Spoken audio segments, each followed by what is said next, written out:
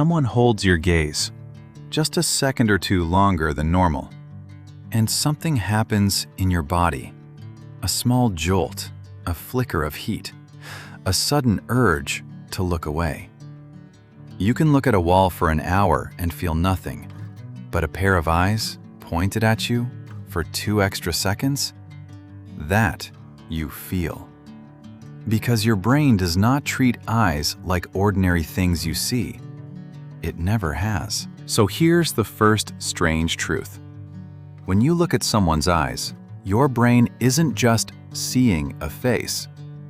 A pair of eyes aimed directly at you gets its own special high-priority handling, and part of that runs through the amygdala, your brain's ancient emotional alarm system. The amygdala reacts to a direct gaze incredibly fast, within a fraction of a second, flagging it as emotionally important before you've consciously registered who is even looking at you. Think about what that means. Before the thinking part of your brain has said, "Oh, it's just my coworker," a deeper, faster part has already fired off a signal. Eyes. On me. Right now.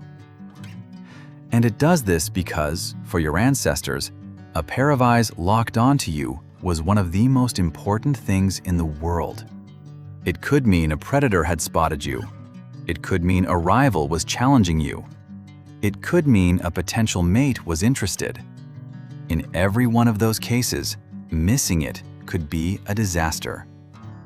So your brain evolved to treat direct eye contact not as ordinary vision, but as a signal that demands an instant response. Which is why a simple glance can hit you in the body before you've had a single thought about it. Now, here's where it gets genuinely fascinating, and where eye contact becomes different from almost everything else your senses do. Being looked at on its own already stirs your body up. But the intense, charged feeling of real eye contact doesn't come from just receiving a gaze. It comes from a loop. When you lock eyes with someone, you are receiving their gaze and sending your own at the exact same time. And you know, on some level, that they are experiencing the very same thing you are. Researchers actually tested this. They had pairs of people make eye contact under different conditions and measured their body's arousal through tiny changes in skin sweat. Arousal was highest during real, mutual eye contact, higher than when someone only sent a gaze or only received one. But here's the beautiful part. When they blocked the loop by having people wear sunglasses or a blindfold so the gaze couldn't be clearly sent and received both ways, the arousal dropped away. The magic wasn't in the eyes themselves, it was in the two-way connection. So when eye contact feels almost unbearably intense, it's not just that you're being seen. It's that you're being seen, seeing them. A mirror pointed at a mirror. Each person's response feeding the others. But that still doesn't explain why eye contact can feel two completely opposite ways. Sometimes warm and connecting, sometimes exposing and almost threatening. And the answer is one of the strangest things about it. Direct eye contact activates two very different brain systems at the same time: your threat detection circuits and your social bonding circuits, both at once. It's a bizarre evolutionary pairing. The same signal that can mean "I feel close to you" can also mean "I feel challenged by you." Which one wins depends entirely on context. With someone you love, in a safe moment, that mutual gaze leans into the bonding system, and it feels like intimacy, closeness, being truly seen. But with a stranger who holds your stare too long, or someone angry, the very same locked eyes tip toward the threat system, and it feels like confrontation, exposure, danger. This is why a look can be the most loving thing in the world, or the most aggressive, with almost nothing changing but the situation around it. Your body is running both programs, waiting to find out which one this is. And when it can't quite tell, With a stranger, in that charged, ambiguous couple of seconds, you feel both at once. That uneasy mix of pull and alarm is the sensation of your brain not yet knowing whether this gaze is a friend or a threat. And all of this is happening in your body, not just your mind. You can measure it. Under real eye contact, your autonomic nervous system, the automatic one that runs your heart and your sweat glands, shifts gears. Your heart rate can change. Your palms can go slightly damp, which is why intense eye contact can make you clammy even when you're not remotely afraid. And then there are your pupils. Your pupils quietly dilate when you're emotionally activated. And here's a detail most people get wrong. It's not simply that pupils widen when you like what you see.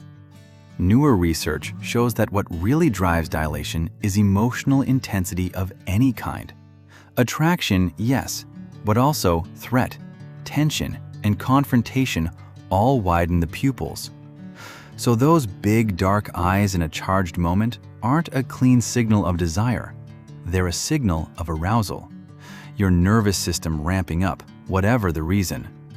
And because we unconsciously read each other's pupils, there's a hidden loop even here. Your widening pupils subtly signal intensity to the other person, whose pupils respond in turn. Two nervous systems, quietly talking through the eyes, below the level of anything either of you chose to say. Which finally explains something you do constantly without thinking: looking away. Notice that in conversation, you don't hold eye contact the entire time. You glance at their eyes, then away, then back. And there's a reason for that rhythm. Holding someone's gaze takes real mental effort. It's stimulating, a little arousing, and it competes with your ability to think clearly. That's why, when you're trying to remember something or put a difficult thought into words, you'll often break eye contact and look up or to the side. You're not being rude or shifty, you're literally reducing the incoming social intensity so your brain has enough bandwidth to think. Looking away is a release valve. It briefly turns down that two-way loop, lets your arousal settle, and frees up the resources that eye contact was eating. This is also why sustained, unbroken eye contact feels so heavy. It removes the release valve entirely. In normal conversation, there's a natural, comfortable amount of gaze. And when someone holds far more than that, with no breaks, your system has no chance to reset, and the intensity just climbs. The urge to look away isn't weakness.